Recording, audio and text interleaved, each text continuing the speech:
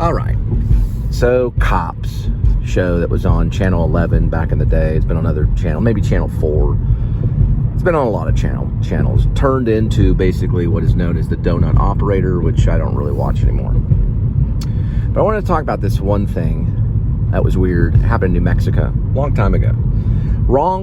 The cops went to the wrong door. They got in trouble for that. Hang on, let's see. It's the Trinity River. Anyway, they went to the wrong door.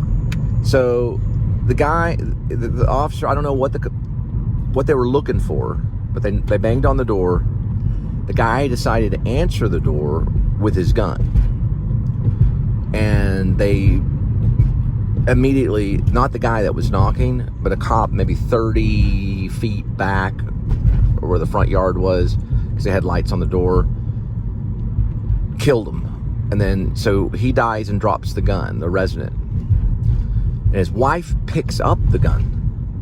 Now, let me explain something. They didn't know those guys were cops. And they were at the wrong door. Right? This is in New Mexico. This happened in New Mexico a long time ago. You can file it away. It's there a long time ago. Not too long ago, though, because I remember it on the news.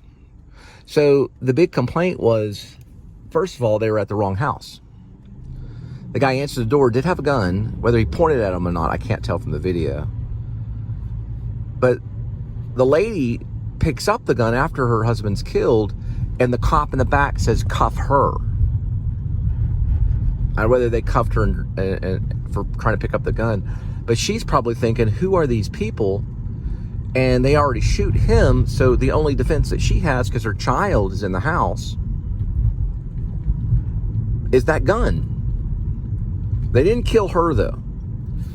And there was a child in the house, too. There was, I think, one of their child, he was like a teenage kid or young man or something. He was in the house as well, but in like a back room. Tons of this stuff. Now, recently, what happened was, this was a big deal. It was a black parent. Now, the first one in New Mexico, though, it was all like white people. The other one, there was a black father. I don't know what state. This was more recent. He was there with his kids, and somehow it led to something, and they ended up killing him, but they didn't kill the kids. And I've seen even worse things, where they did a raid, and they went in, raiding the house, and a dog, which was not really like I don't think it was a German Shepherd. I don't know if it was a Rottweiler, but it was kind of a stocky job. It was a stocky dog, just kind of puttering around. Starts barking, just barking. He didn't bite. He barked at one of them, and they shot the dog. The dog flips over and starts squirming because they were going in on a raid, killing the dog for barking.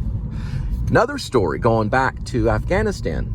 American soldiers, probably Army, were walking. This is a documentary. It's a well-known documentary. Are walking along, doing their patrol, and the dog is probably way over there, barking. The soldier puts his gun up, shoots the dog, and the owner over there starts crying because he's just shot his dog right in front of him. You know, dog wasn't shot. There's books right here. This is Hemp Hill. Those are books. You can buy books there. I've never been by there. I haven't even seen an open sign. But there are books. You see them in the window. The dog was not shot in this instance. There's a dog there. My bite is right here. And man, it hurts. 30 years later, I still feel it. And my hand, I have to move this hand. The fang went in right there where that wrinkle is. I reported it. And the most thing I was concerned with was, did the dog have rabies? Because if the dog had rabies, it could hurt the owner. So they watched over the dog a while, recommended a muzzle. Yes, police were called. But I think I filed a report at the hospital because I had to go there to see if it needed stitches. It was a deep fang bite, but it also clawed into my leg. It was a friend of mine who's a playwright. It was his dog. He was a mean dog. He bit the creator, or not the creator, the artistic director of Stage West now, Dana, on the butt. It was also what Dana told me. Bit her right on the butt. His name was Kane. He was like a mixed breed dog, like a Rottweiler and Pitbull or something like that. Never really got to see him completely, like kind of like colored skin with like speckles, kind of peppered. And I immediately took myself to the hospital because I was bleeding from my leg because of his paw. He clawed me. The dog clawed me to jump up to try to get my throat. Bit me in the hand. There's Walker, Texas Ranger right there. They're redoing it. Bit me in the hand, and so I jumped in the bathroom and shut the door. A friend of mine was on Walker, Texas Ranger. His name was Eddie. He played a guy who says, real cash money. He was playing a migrant. And they overdubbed his voice with a real person that has an accent from Mexico or whatever, because Eddie was Spanish ancestry or Italian. I think Spanish and Italian. He was an actor that turned into an insurance agent. Been in a lot of places. He was in A View from a Bridge. And he was in Walker, Texas Ranger. They're bringing it back. But anyway, all this stuff could easily be on Walker, Texas Ranger. Jerry Russell was on Walker, Texas Ranger. I was talking about Stage West and Dana getting bit on the butt. Kane passed away. That dog passed away. I never really got to meet the dog or pet the dog. I was concerned. My only thing was, what was the reasoning? Because when I went over to Rob's, I just got back from Chicago. I was going to be a mime in Chicago, or at least a performer. My dad said it's a cold, hard world. I stayed there one night, drove all the way back, ran out of gas in probably like maybe Missouri, called Rob from a gas station that had a Western Union. I said, Rob, can you at least wire me $20 so I can get back? At least let me get back. Because I was just stuck there. He said, let me see. So he gets a hold of his dad. His dad was alive at the time. He said, yeah, what's the number on the Western Union, blah, blah, blah. Wired me $20, drove back in, went right to Rob's house to thank him because it was late. Rob said, here, come in, go to my room, shut the door, and then he let Kane in, I guess for water or whatever. I walk out in the hallway where the bathroom was, turn around, Kane's looking at me, leaps through the air, claws into my leg, goes for my throat. I pick up my hand, I block with my hand, with this hand, bites into the palm. Almost cut the camera off right there. They're a palm reader right here. Do palm readings right there. Bites into my palm right here. Right about here. Let's see it. And I go flying into the bathroom, shut the door so the dog can't get in there. Thank goodness I knew to do this. It's called Fire something park. It's a skate park. Fire. We'll pass by and get the name on it anyway. I know the word fire's in it. The skate park.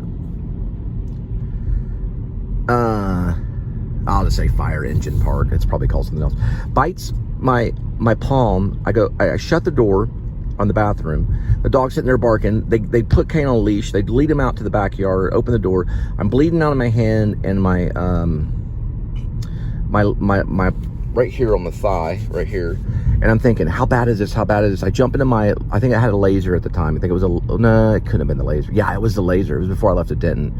Had that laser, I don't even know who makes it. Chrysler made it. They're little red cars from the 90s. I think it was like a 1992 or 91. It was a 91 laser. This all happened in like 95-ish. Jumping in the drive to the hospital. The nurse is like, what happened? Because I'm in the ER. It was a really nice ER back then. That hospital turned into complete trash. I mean, it's still pretty nice, but it's just crazy. And I said, this dog bit me, in the palm and right here on the leg. And the nurse is like, I would have killed that dog. And I said, well, I got away. I said, I do want the dog checked out. I said, well, you'll have to file a report. And I think an officer came in, or they gave me a number to call. I think it was a number that I called. So I got bit by a dog. They asked me questions. They did visit the owner and asked him about the dog to get a muzzle, and then, to make sure it wasn't foaming at the mouth. I think they actually look at the dog. When the dog bite's a big deal. To my knowledge today, I still kind of thought, well, if it has rabies, what does that do? In a lot of cases, rabies does kill you. It can be bad, but it wasn't like banging its head against the wall like an I Am Legend with Will Smith. It wasn't like like a rabid dog like Cujo. It wasn't that bad shape. It was just a mean dog. Well, when I went back to talk to Rob's dad, this is years before Rob's dad died. He was a really quiet guy. He came up with screenplay ideas, even some movie ideas. Well, I talked to him. I said, I said, you know, did you train your dog to do that? He said, yeah, I did. So why'd he bite me? And he used like this really big word. It wasn't detached, but it means detached. But he said, because you were, I don't remember what he said. I don't remember the word he said. His dad was kind of literate. He worked in the cardboard warehouse business for years. Made cardboard boxes. He was a Hispanic guy. I think he was Hispanic and his mother was Italian. That's what I heard. And he said, yeah, I did. And I said, oh, so why? You know, and they do that stuff for self-defense. But I was like, well, why didn't you introduce me to the dog or something? You know, like, why would he bite me? I just wanted to know. And he said, well, that's what happens. Don't be so, I guess I was like being airheaded or something. I don't remember the word he used though. It was like discorded or something. It was weird. It was a weird word. It meant like detached from like reality or something. And maybe the dog saw that I looked a little weird and bit me. I don't know. But he said, I don't blame the dog for biting you. There they are right there. So I don't blame him, you know. Kind of hurt my feelings is all. But anyway, the dog turned out to be okay. He lived for years later, and then he died of, I guess, old age or something. At least rabies takes many years to kill the dog, but hopefully not. I don't bark at the moon.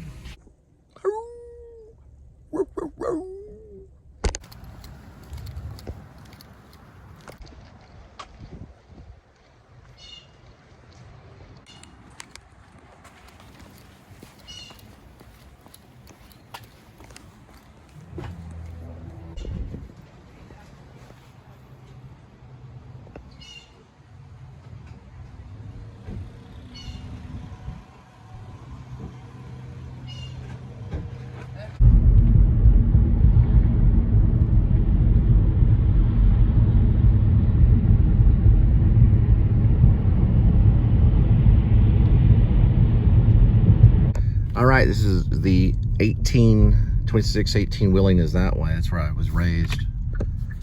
I was raised right off this street in high school time. I used to drive my 914 Roadster Porsche with hot chicks from high school down this road all the time. Well, a few of them that were secretly kind of, one of them broke the interior light. She sat down too quick on it. She was riding it, like standing up, and sat down and broke my light. I used super glue. And one time the hardtop flew off of it, and I used like wood glue to try to keep it together, and took this chick on a date, and it rained. And in the middle of the date, all this glue starts coming down right there on top of our heads, because the wood glue gets liquid again once the rain hits it if it doesn't dry quick enough. I was like, sorry about that. It's this one right here.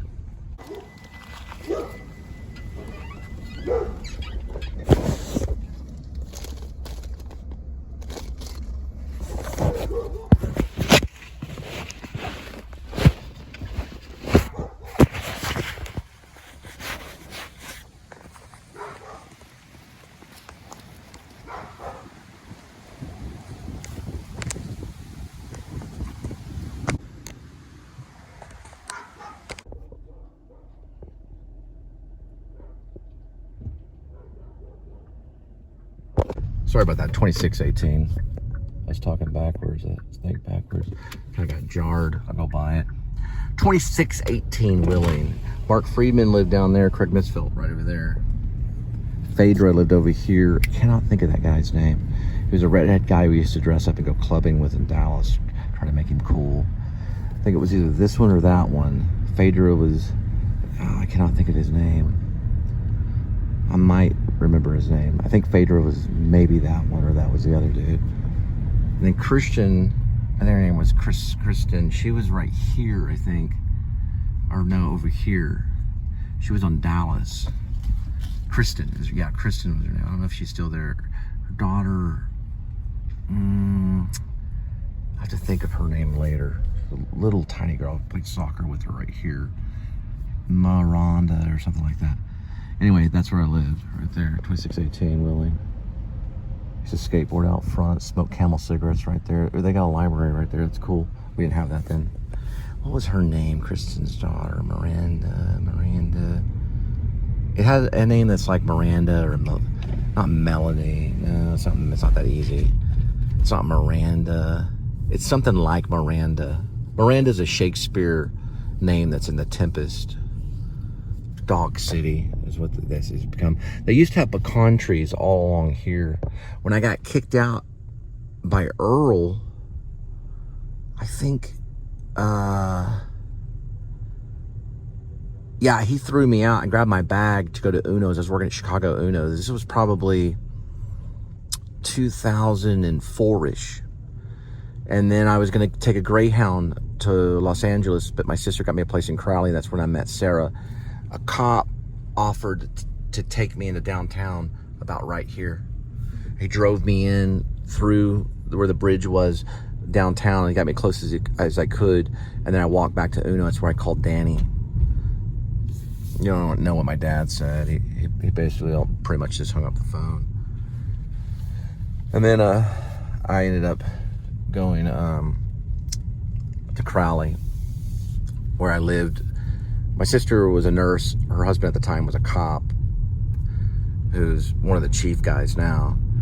And I cleaned their house, lived in I guess, my sister's son's room for a little while until she got me a room, or actually just a small loft apartment. My neighbor was Sarah, was my first wife. It happened just like that, you know. I had never been married. She was my neighbor. We were neighbors probably about a year, and then it was either, you know, that marry or just move on. And we stayed together for 6 years, no children, just cats. We had up to 18 to 20 cats at one time because they started breeding. We didn't believe in getting them neutered, which is a horrible thing. You don't want that many cats. It's like rabbits. So we had to get rid of like 16 cats to non-kill shelters. And we got rid of 16 cats and kept Romeo, Mojo, Itsy, and Squeak. Squeak died first of irritable bowel syndrome. Squeak was a Tonkinese. No, I'm sorry. Squeak was not a Tonkinese. The Tonkinese was separate. Squeak was one of the cats of Romeo, and I believe Honey was the name of the cat. It was a wild. God, I can't believe that couldn't have been Honey. No, it wasn't Honey. It wasn't Honey. Honey didn't get pregnant. It was Sugar. The cat was Sugar. It was a Manx, and got pregnant by Romeo and had like 20 cats, and one of them was Squeak. We kept Squeak because he was a runt. We kept the Tonkinese because he had one eye. That was Itsy. And we kept Romeo Mojo. Romeo Mojo went with me to Maine. The Tonkinese was given to a nurse, and Squeak passed away. But anyway, I ended up writing a book called Escape from Maine, and those two cats are in it. The Romeo Mojo, but it's about a bunch of other stuff. You'd have to read it. It's about 900 pages or so. All right, next one, 75720, 9.2.